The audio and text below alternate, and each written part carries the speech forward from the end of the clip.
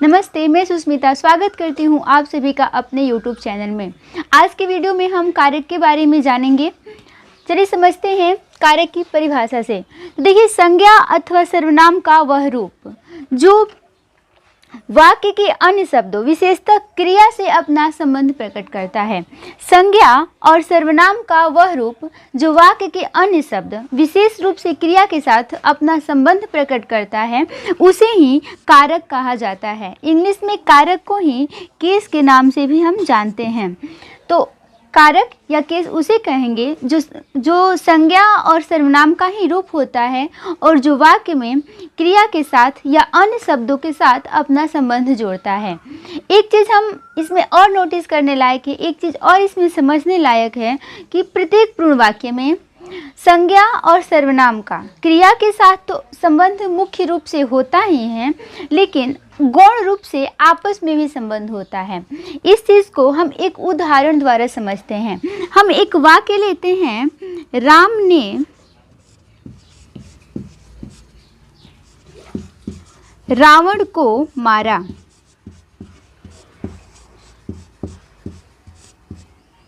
इस वाक्य में हम देखते हैं राम ने किसे मारा? रावण को। और रावण किसके द्वारा मारा गया? तो वो राम के द्वारा। इस वाक्य में संज्ञा के दो शब्द हैं, एक तो राम है और दूसरा रावण है, और इन दोनों शब्दों का संबंध क्रिया यानी मारना क्रिया से है। ये जो शब्द यूज हुआ है मारा, इस क्रिया से इन दोनों संज्ञाओं का संबंध है, राम का भी और रावण का भी। तो मुख्य रूप से इन दोनों संज्ञा का संबंध क्रिया से है, लेकिन गौण रूप से आपस में भी इन दोनों में कहीं न कहीं कोई न कोई संबंध स्थापित होता है। इस वाक्य में जो संबंध दिखाया गया है राम और रावण के बीच यानी दो संज्ञा के बीच और राम और रावण का मारना क्रिया के बीच, इन संबंध को ही बताना कारक का काम है। हिंदी की बात करें तो हिंदी में कारकों की संख्या 8 बताई गई है, लेकिन यही अगर हम संस्कृत की बात करें तो संस्कृत में कारक की संख्या 6 ही बताई गई है। अब संस्कृत में जब हम आते हैं तो इसमें संबंध और संबोधन ये दोनों कारक नहीं पाए जाते हैं। तो एक चीज़ देखने लायक है या समझने लायक है कि जब हम संस्कृत में कारक पढ़ते हैं और हम हिंदी में कारक पढ़ते हैं तो इन दोनों विषय के पढ़ने के क्रम में हम पाते हैं कि हिंदी में कारक की संख्या और संस्कृत में कारक की संख्या अलग अलग बताई गई है, और ठीक ऐसे ही हिंदी में कारक की परिभाषा और संस्कृत में भी कारक की परिभाषा अलग अलग बताई गई है। हिंदी की परिभाषा तो हमने पढ़ ली है, चलिए एक नज़र डालते हैं संस्कृत की परिभाषा पर भी।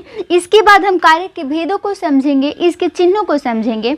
चलिए समझते हैं संस्कृत की परिभाषा को। तो संस्कृत व्याकरण में कारक को परिभाषित करते हुए लिखा गया है क्रियान्वयी कारकम। इस परिभाषा के तहत कारक उसे कहेंगे जो क्रिया की सिद्धि में सहायक हो।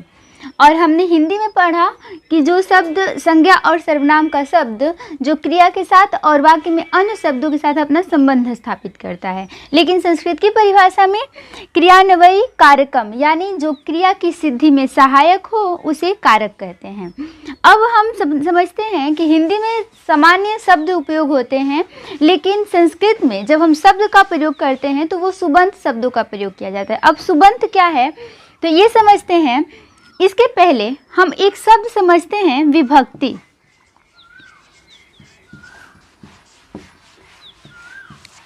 तो जो कारक ये शब्द क्या है, विभक्ति का मतलब क्या है समझते हैं।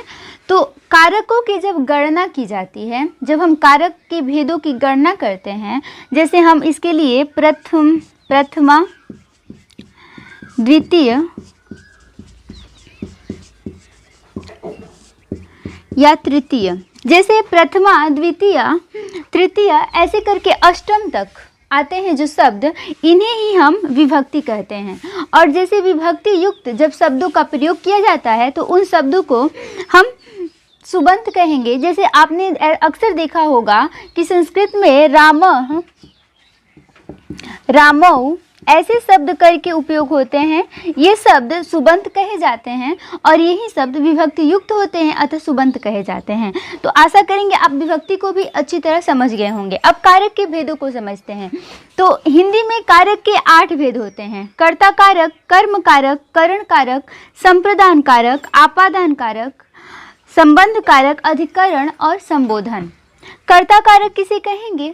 तो ऐसा कारक जो किसी काम को करने वाला हो, किसी काम को करने वाले को कर्ता कारक कहेंगे। कर्ता कारक के द्वारा किए गए काम का परिणाम जिस पे पड़ता है उसे कर्म कारक कहेंगे। कर्ता कारक का चिन्ह ने होता है, कर्म कारक का चिन्ह को होता है। करण कारक वैसा कारक जो क्रिया की सिद्धि में साधन के रूप में काम आए उसे करण कारक कहते हैं। संप्रदान कारक जिसके लिए कुछ किया जाए या जिसे कुछ दिया जाए, जैसे मैंने श्याम को गाय दी, ये संप्रदान कारक के तहत आएगा। आपादान कारक जिससे कोई वस्तु या फिर जिससे कुछ अलग हो, इसमें एक वस्तु भी आ सकता है या कुछ भी आ सकता है, तो आपादान कारक उसे कहेंगे जिससे कुछ अलग हो। जैसे एक हम उदाहरण लेते हैं, पेड़ से पत्ता गिरता है। पेड़ से पत्ता गिरता है, तो यहाँ पे पेड़ से पत्ता अलग होता है, यानी यहाँ पे संप्रदान कारक है। अगला संबंध कारक, जिस संज्ञा या सर्वनाम से किसी दूसरे शब्दों के साथ संबंध स्थापित हो, संबंध का पता चले, उसे संबंध कारक कहते हैं। जैसे श्याम का बेटा आ रहा है,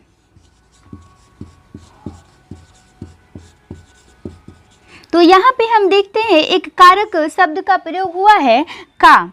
यहाँ पे श्याम का संबंध उसके बेटे से है, यानी यहाँ पे संबंध का बोध होता है, तो यह संबंध कारक की श्रेणी में आएगा। अधिकरण कारक उसे कहते हैं जिससे क्रिया का आधार का ज्ञान होता है। जैसे एक उदाहरण लेते हैं, कौवा पेड़ पर बैठा है। कौवा पेड़ पर बैठा है, यहाँ पे हम देखते हैं जो संज्ञा शब्द है कौवा, वह उसका क्रिया जो है बैठना। अगला समझते हैं संबोधन कारक। तो संबोधन कारक उसे कहते हैं जिस कारक से किसी को पुकारने या सचेत करने का भाव प्रकट हो, उसे हम संबोधन कारक कहेंगे। इसका चिन्ह ओ, अरे, हे, अजी इत्यादि हो सकता है। आशा है आज आप कारक को अच्छी तरह समझ गए होंगे। अगर आप हमारे चैनल पर नए हैं तो आप हमारे चैनल को सब्सक्राइब जरूर करें। वीडियो अच्छी लगे तो इसे लाइक करें, कमेंट सेक्शन में ज़रूर बताएं।